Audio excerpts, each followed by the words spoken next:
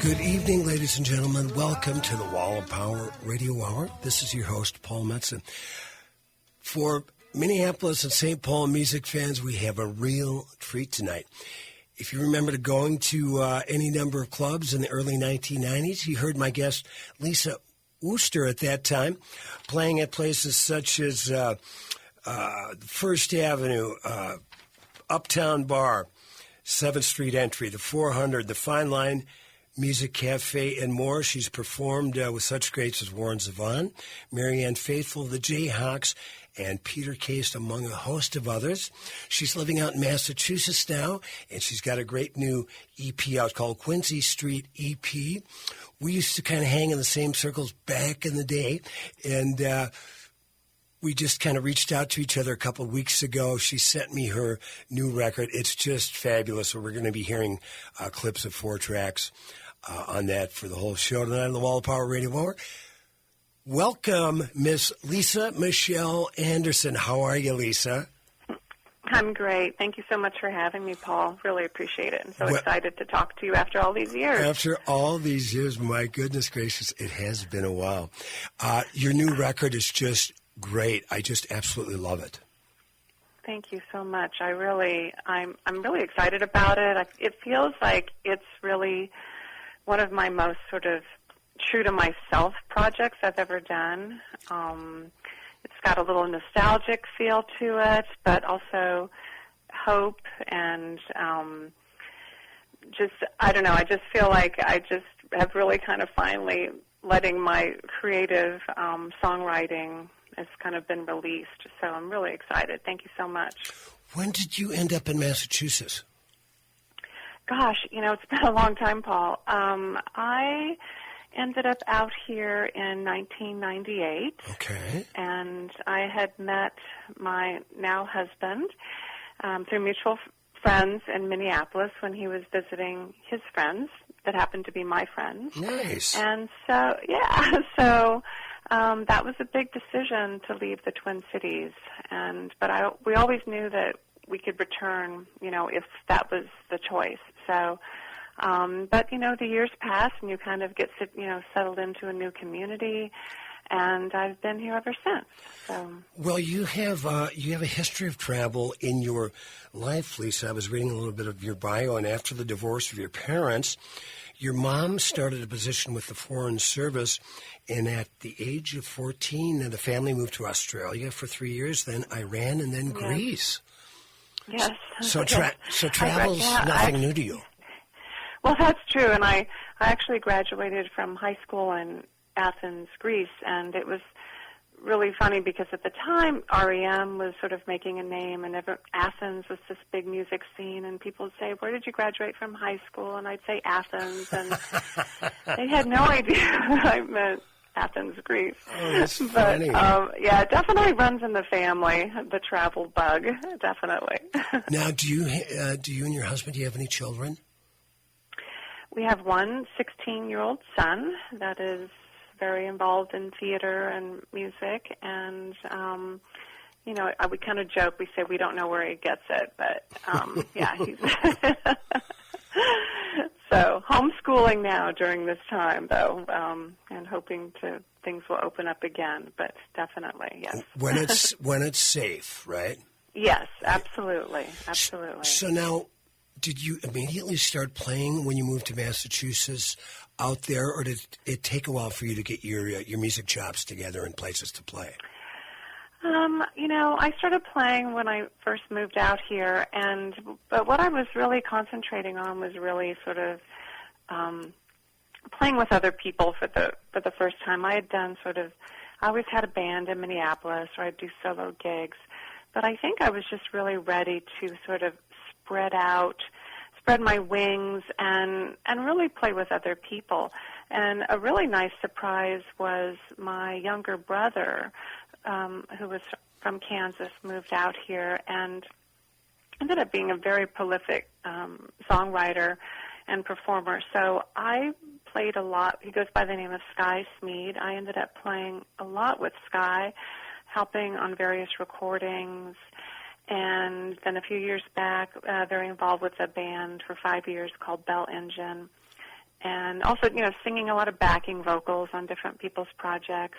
But this is my first solo project in a very long time, so I'm really excited about it. It's sort of been brewing, so to speak, and really started to think about the project last fall, and then my friend Johnny Irion said, Lisa, I just started this new studio. You've got to come in here. And I said, I've been thinking about that. So that's how it all started, and we hit the studio at the beginning of February and finished around the first part of March, when everything went upside down. Yeah. Tell the people out there in the Wall of Power Radio Hour land who Johnny Irion is, because he's got a pretty cool wife and married into a pretty cool family. Johnny is married into the Guthrie family, as in Arlo Guthrie family. He's married to Arlo's daughter, Sarah Lee. And when we met a few years ago, we discovered that we had many mutual friends from the Twin Cities, specifically the Jayhawks and Ed Ackerson. And Johnny and his wife had been in the Twin Cities and recorded an album that Ed and Gary had produced. So we just sort of hit it off in that respect, and we have done a few shows together. But it was our first time really working together as far as him producing me and my music, and it was just a really great combination. I just really enjoyed the process. Because sometimes when you work with a producer, you're not really sure, suggestions might be made that might not go over so well, but we really, sometimes he'd say things like, well, why don't you put an A chord here? And I'd be like, really? and then I'd say, well, you know what, I'm going to try it. I'm going to live with it. And then I'd think, well, he won't ever remember saying that, so he'll just hopefully will forget it. But then I'd get back into the studio, and he'd be like, where's the A chord? I'm like, oh, darn it. Well, the great joke, how many producers does it take to screw in a light bulb? Right. I don't know. What do you think?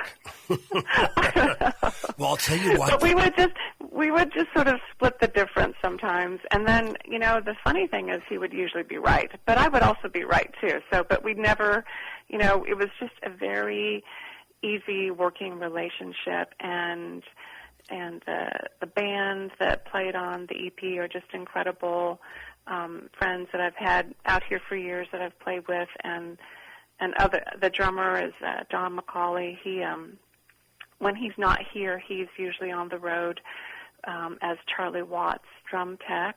Wow. And just a great drummer. And then Daniel Karp on guitar. He played with me for years in Bell Engine, and then Johnny Hartcorn, there's two Johnnies, he was in a punk band out in Boston in the 80s called The Neighborhoods, and we had always wanted to play together, and so we took this opportunity, and it was just a really great band that helped me out. So. Well, I'll tell you what, and we're going to be listening to 4 tracks off Lisa Michelle Anderson's new record, but sonically the thing is just popping. It just sounds gorgeous.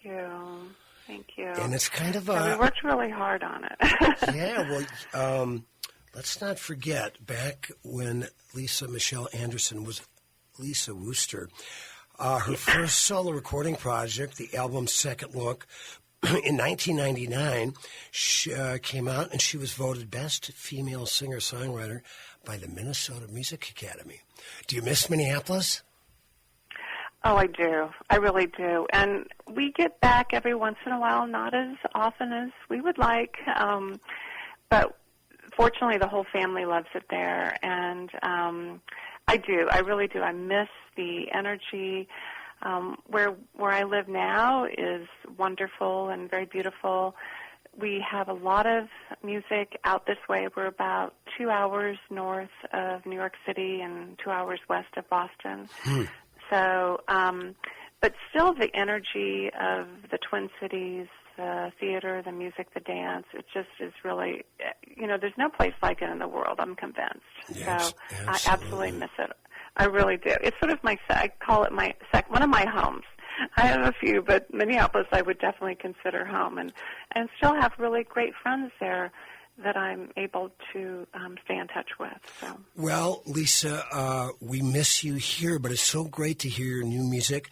We're going to play the opening track of your Quincy Street EP called Compass, and we'll be back for the whole show tonight with Lisa Michelle Anderson on the Wall of Power Radio Hour. The storm is blowing in from the south and lightning's up ahead. Maybe you could strike me down, knock some sense into my head. My grandpa, he was struck once in the middle of a field. I don't know if I've been hit, but this is how it feels. Do you know where you're going? Do you know where you're going?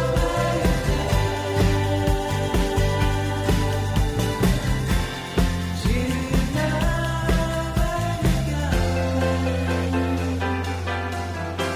smell of sinking rain is here, and it's blowing through my mind. And that Tom Waits song you played for me on the radio one more time. He keeps singing about the cocoa ground, and I don't know. Welcome back to the second set of the Wall of Power Radio Hour. This is your host, Paul Metza.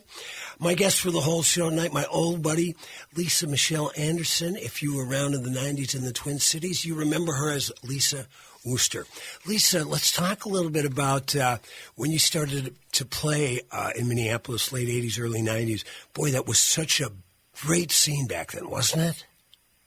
Oh, it was incredible. I mean, to this day, I just feel so fortunate to have been able to be part of that time period and all of the great clubs and so many musicians that I was able to collaborate with. You know, I was thinking and kind of laughing how many times I would be asked to sing on other people's records, and we would always do sort of big shows, maybe at the entry where there'd be 10 or 20 different groups or solo artists, and it was just for me, such a creative point in my life, and I just feel so fortunate. And to this day, I sometimes just think, I still kind of can't believe it. And all the greats, you know, Steve McClellan and Maggie McPherson, you know, opening up their doors and embracing local independent music. It was really, really incredible. And the great Chrissy Dunlap. Oh my gosh. I mean, the list just goes on and on and on, right? It just goes on. So, and sometimes it's just, I don't know, I feel, and a lot of those musical connections I've been able to maintain, and that has been a really also nice surprise. You know, it's so easy to get in touch with people and run things by them. And a couple years ago, I got to sing at the Silver Teens Christmas. And so, you know, there's just, the list is very long of really wonderful musician friends and club owners and club managers that just really gave their all to that time period. And I've been saying for years too that Twin Cities clubs, we've been so fortunate. Not only, as you said, the people that were booking it, running it, owning it, but we also had some of the greatest sound engineers at every club anywhere. I mean, these guys were all really 5-star. Monty Lee Wilkes, Lauren Wicklander. You know, you could go. Boy, the list goes on. Terry Katzman, the list. The Batson brothers. Yes. I mean, the list goes on and on. Now, and the other beautiful thing, Lisa, which I'm sure you remember, is not only could you. There were so many places to play, but so many places to go and hear music. So tell us some of your great memories of concerts and shows you personally witnessed as a fan. Oh, my gosh. I think that there were so many. And that's another thing is that my family sort of chuckles, because if anyone mentions any fantastic group or musician, and they sort of look at me, and they just know that I probably got to see them. I honestly think I went out every single night of the week to hear music. I'm really not kidding. And probably my all-time favorite show I saw was Leonard Cohen. That to me was, and you were there at with the State me and Theater. some other friends. Yes, I also got to see Johnny Cash and June came out and played with him and sang with him. Lucinda Williams, Peter Case. The list just goes on. Katie Lang, goes on and on and on. And it was really fun. It was really, it's so inspiring, too. So, and then also just a lot of the great local bands, the 27 Darius and Lori Ray, and anytime Cindy Lawson would play, Rhea Valentine. Rhea Valentine, boy, that's the name I haven't heard in a while. I know, right? Wendy Lewis, whenever Wendy would sing. Right. I'm there. I'm the number one fan. And what? And how about Walt Mink? Walt Mink, Farm Accident. Yeah, Farm Accident, one of the greatest names of all time. Right. Rifle Sport. Run, Westy, Run. Yeah. I mean, it just goes on and on. So it wasn't just sort of the big names, but the local groups I was huge fans of. And so whenever a favorite was playing, I would just definitely be there. So very, very special, sort of on-fire times for music in the Twin Cities, definitely. Our guest, formerly the artist known as Lisa Wooster, now Lisa Michelle Anderson with her great new EP called Quincy Street EP. She has shared the stage and recorded with folks that we know here in town, Adam Levy, Sky Smead, check him out. That's Lisa's brother. And Cindy Lawson, you just mentioned her, Lori Ray. Of course, let's talk a little bit about Peter Himmelman, because Peter and I used to rub shoulders back in the day. When did you work with Peter? Did you record with him? Well, we did. I did not get to record with him, but there was a show. You might have even been there, Paul. He was playing in the entry. Mm-hmm. And I believe that Lori and I might have opened for him. Okay. And then he sort of called us up on the stage.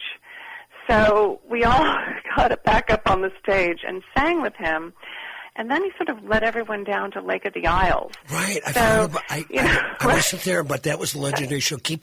Tell the folks about that. That was stuff of lore now. Yeah, he just started playing, and people would just sort of like, we're all heading out. Everyone sort of jumped in their cars. And I felt that things like that would happen frequently. You could see Ben Harper in a funny little coffee shop in Dinkytown. Right. It was just because he had played the entry, and then he's like, well, let's go play another place. Like, people just sort of wanting to keep playing. So if you would just sort of hang long enough, you would find out where the next show was going to be. And it was usually something that was like not planned. So that was my fantastic experience with Peter. But I just remember he was like, get back up here. And we were like, okay, we just jumped right back up on stage. So, but there were so many magical moments like that for me that if you were just sort of open to it, that would happen. My friend Leah Nesbitt, who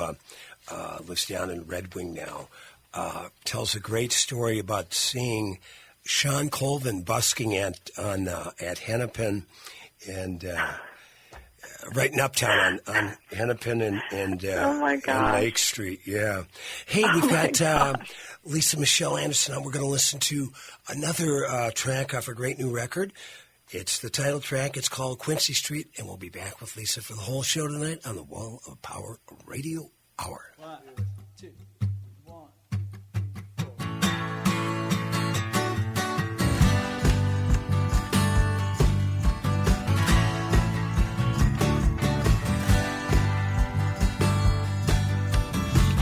Bare feet on hot bricks, Small towns take me back to this. I walked across a fire, I didn't feel a thing. Down your alley to Ranger Lane. The train crosses Quincy Street. That's the corner we'd always meet.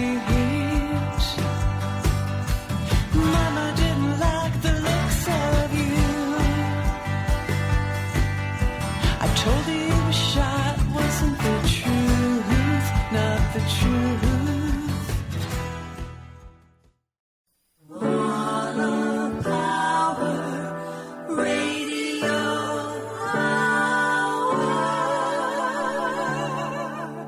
Welcome back to the Wall of Power Radio Hour. This is your host, Paul Metzen. My guest for the whole show tonight, my old buddy, formerly known as Lisa Wooster. Now it's Lisa Michelle Anderson. She's got a great new record out. That tune that took us out of the second set, Quincy Street. Tell us about that, Lisa. So Quincy Street is the name of the street that I grew up on in a small town, southeast Kansas, when I was younger. And it's a very long street that runs east-west in this town. And it wasn't, the best part really wasn't just the street, but it was more about the large group of young friends that we would all kind of run up and down this street and ride our bikes and just, you know, it was a time we were, you know, young teens. We didn't have sort of the, you know, adult responsibilities of adulthood. And I think that one of the nicest things since I've released this album is that so many people from that town remember that time period and are just so excited about the song, because a lot of the young people didn't really live on Quincy Street, but it was a place that people would gather, but it was more sort of the story of that time, of just sort of being out until, you know, maybe dinner time, or actually part of the lyrics are when the sun went down, and we would just, I just kind of remember running all the time. You know, we never really walked any, we just kind of ran. So, you know, Places no one to drove go, people to cars. see, You know, we were right? all that age of, you know, no driving cars at that point. We were all a little bit too young, so it was either bikes or, you know, running. So, but that just, I think that the whole theme of this album, it really does have sort of that small town, rural, summertime sort of nostalgia. And, you know, putting together the album, I really just kept sort of hearing this one grouping of songs that would sort of represent that.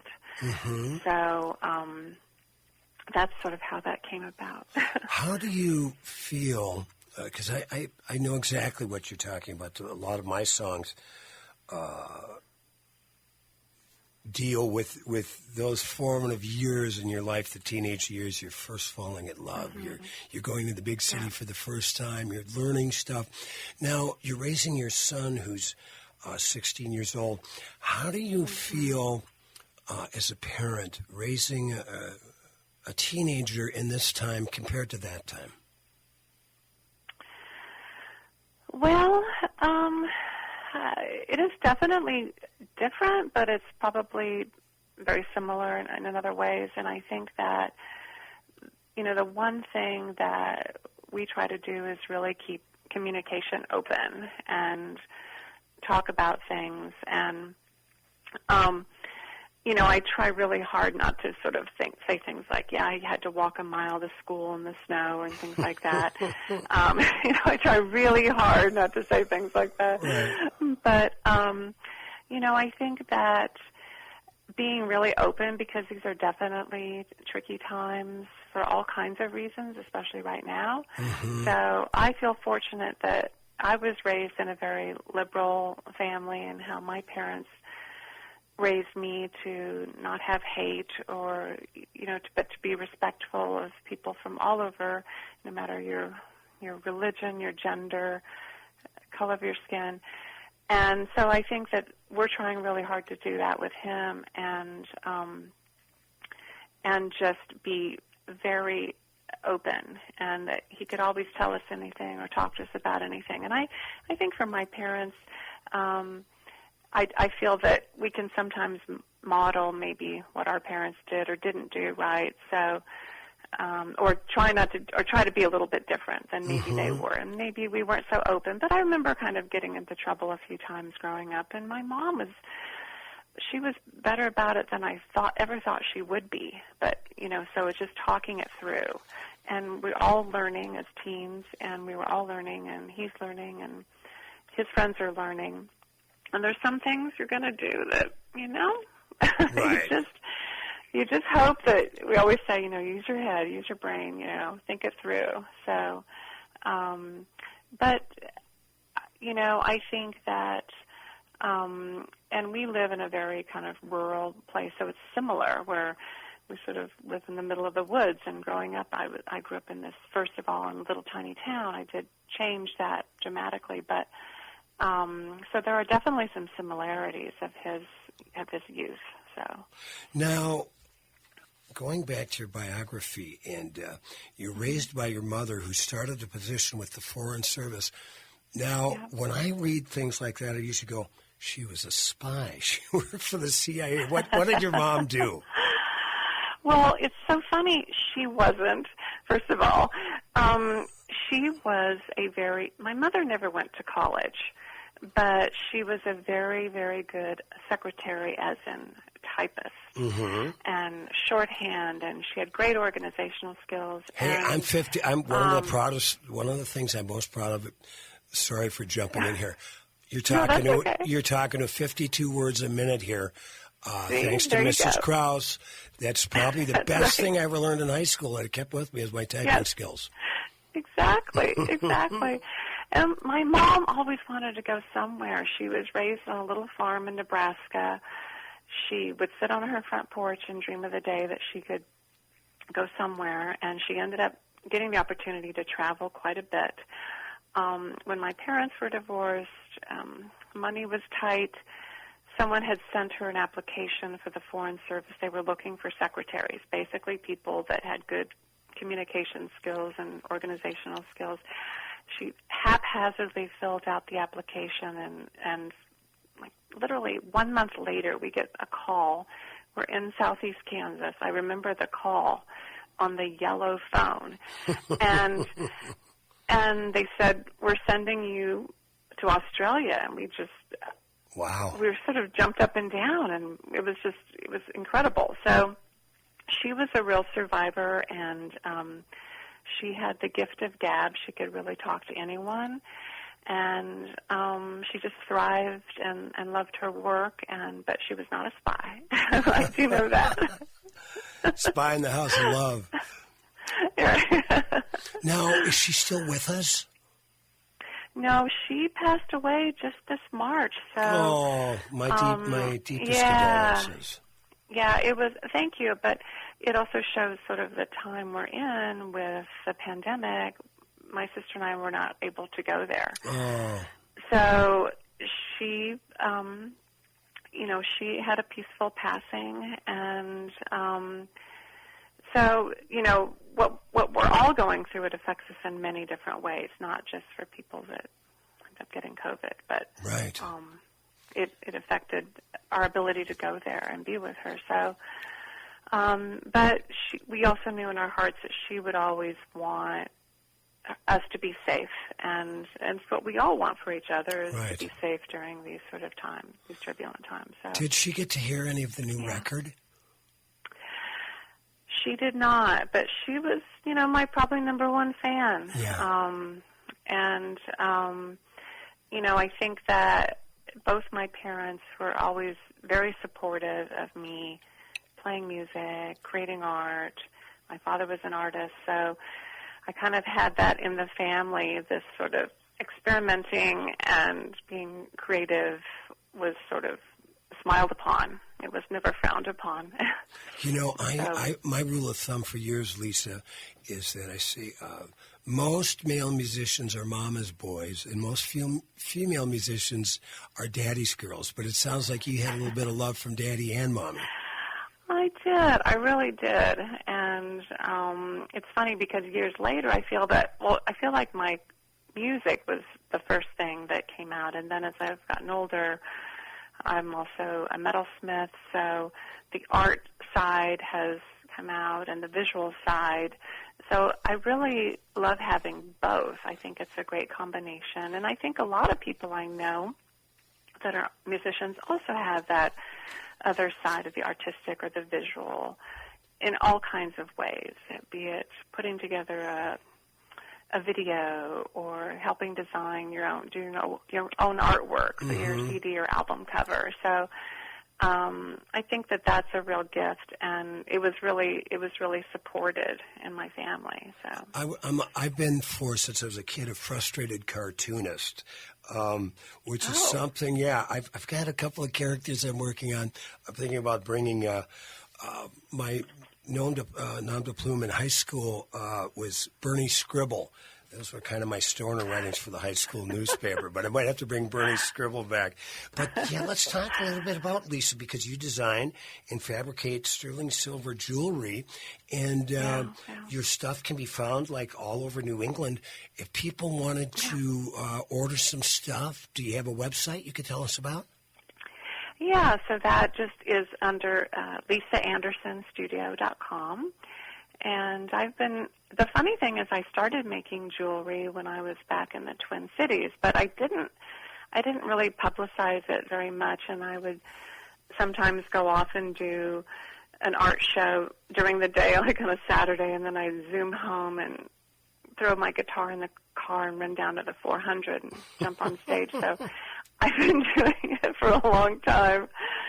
But I would say for the past few years, I've sort of improved on my skills and really pushed sort of forward even more so with my jewelry making and designing. So it's been really great. Lisa Michelle Anderson, you're a woman of many talents. We're going to listen to another track off your new record, Quincy Street EP, and then have you on for one more set on the Wall of Power Radio Hour. And we'll talk about it after the break. But let's listen to Lisa Michelle Anderson and her great song, This Place Is Summer. Driving on I-35 and I was free. Sun so hot you could hardly breathe. Corn tall you couldn't see. Fireflies when the sun goes down. Nothing to do, not even in town. I'm staying up late and sleeping in. I'm thinking of you.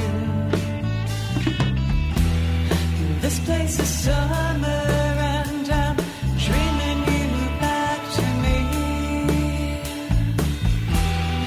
This place is summer.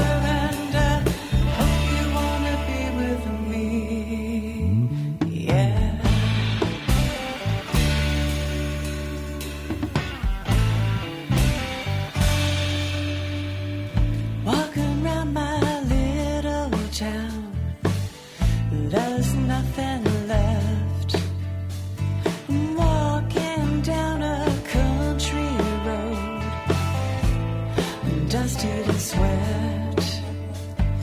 Coffee and the percolator. My little sister's running around. There's not much to do here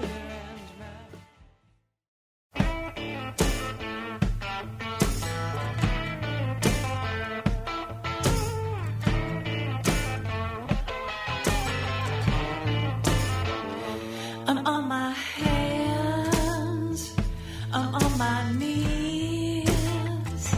I got my head up in the trees. A million stars shining on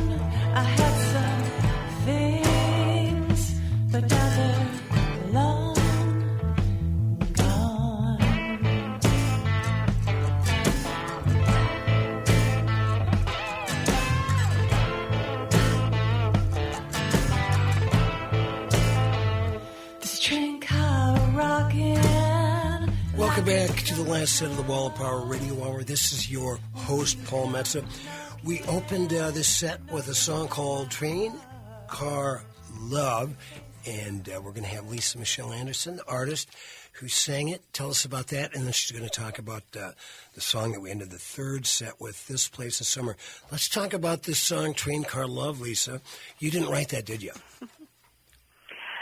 Well, I did not. That was the only song on the album that I did not write. My very good friend, John Clark, we've been playing music together for many years. We were in the band Bell Engine together. He wrote this song a couple of years ago, and we did a little sort of home studio recording of it, and I just really fell in love with it. And I kept saying that and thinking that to kind of tie it up with a bow, that I just always knew that Train Car Love should come at the very end. It's a very short song. Some people are saying, why don't you just make it a little bit longer? And I'm like, no, I just want it. It's just so sort of short, and it just leaves you wanting more. And I've always kind of loved the idea of that with music. And it's a great sort of bluesy number. It came together incredibly fast in the studio, almost sort of like, oh, did we just finish it? It was one of those songs, like, how did that happen? So it was a very natural process, and I'm just thrilled that he let me record it, and I think it's just a really fantastic song. And seeing as how the show is airing in the middle of the summer, the song that ended the third set, This Place is Summer, tell us a little bit about that one, too. So I still have family that live in Kansas, and when I was in Minnesota, I would often go there to see them because I just loved visiting, and it was just so rural, so different than my life of music and working, and it would take about 10 hours to get there by car, but somehow I would just do it. And it was just, I really wanted to, I wrote down the title of the song many years ago. I think it was actually on a trip when I was driving down there. I just quickly sort of scribbled the title, but I didn't even write the song until this fall. But I think once again that sort of, the whole album was sort of starting to sound very nostalgic, and that also came together very quickly of basically a description of what it would be like, what it was like for me to go to the farm in Kansas. And there wasn't a lot to do, but there was also kind of a lot to do. And, you know, my grandmother, Mary, was still living at that point, and there was always, like, coffee going in an old-fashioned percolator. It could be 100 degrees that day, and there was always hot coffee. Yeah, you got to have coffee, right? Yeah. My family was... Yeah, make it even hotter, please. Yeah, you know? my family was the same way. We always had right? coffee and Finnish biscuits, you know, and different, you know, my two aunts, it was like everybody, my whole life was, well, who do you like, Auntie Eva's biscuit better than Auntie Ellen's? Or, no, I like Grandma Elna's the best, you know, but it was always, coffee was always on. I totally get it. Right. Oh, and the oven would be going and baking bread, and it was just so hot. But it was just sort of like that, and you know, and then you'd go down to the pond, or you'd hop on your bike, or you know, someone would get on the horse, and so it always felt like it wasn't, you know, I mean, when the sun went down, you would kind of just go to bed, you know, but you know, the town, you know, really suffered because you know, with malls and the big pop-up stores, you know. The little towns just really suffered, so there really wasn't much left in the town, but it was a really special, very special memories. There's a lot of that family is still living down there, so we get back there when we can, and it's sort of, it's kind of the same, but it's beautiful in its own way. What town is it? So this song is really about that. What? They live outside of a little town called Chanute. Okay. So it's about 2.5 hours south of Kansas City. Cool. Lisa Michelle Anderson, how can we track down that great new record of yours? So you can go to my website, which is lisamichelleanderson.com. I'm also on iTunes, Spotify, Bandcamp, YouTube, Yeah. all of the great streaming Sure. services. So, and also on Bandcamp, if for people that still love an old-fashioned CD, you can also order a CD, and that will get mailed to you also. Yeah, I just bought a new computer. There's no CD player in there. You buy a new car, there's no Well, CD that's player. true, Paul. Oh, well. You can buy a special device for that. Yeah, I know. I actually had to do that because I've got about 3,000 CDs, 2,500 albums. Oh, I know. And It's still my favorite way to listen or an album. Yeah, My go ahead. favorite is still cassettes.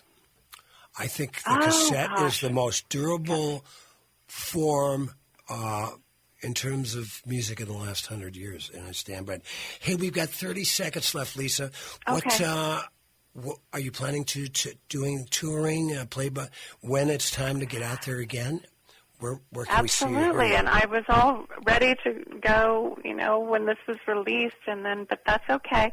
So I think instead what I'm trying to work on is the next project, if we can social distance and start working on music. That's my goal, is to start working on the next album right now, so that when things open back up, I'll have another album, and we can see everyone and hug everyone again. I can't wait. Lisa, this has been just incredible. Getting caught up with you again. Your new record, Quincy Street EP, is lovely. And you tell your buddies, Johnny, Irion, and Shirley Guthrie, I'd love to have them on the radio show, too. Oh, that sounds great. I'll definitely let them know. All right. Well, you have a Thank great you, Paul. rest of the summer, and I love your new record. Thank you, Paul. Take care. We'll talk soon. You too, Lisa. Bye-bye. Thank you. Bye-bye. Thanks for listening to the Wall of Power Radio Hour. The show is produced by Paul Metza, engineered by Patrick Willia, recorded in the basement of the AM 950 studios in Eden Prairie, which is neither Eden nor a prairie. We'd like to thank our guest, Lisa Michelle Anderson. Get her record, Quincy Street EP. It's great. You want to find out what I'm up to and support the show, go to paulmetza.com. That's Metza, M-E-T-S-A, like the New York Mets with an A at the end. I've got a Venmo account and a PayPal account. I'm working on a Patreon account. In the meantime, we hope everybody is staying safe but still having fun out there. Mask up, wash your hands, be a good citizen, and like my dad used to tell me, remember to be kind and make someone happy.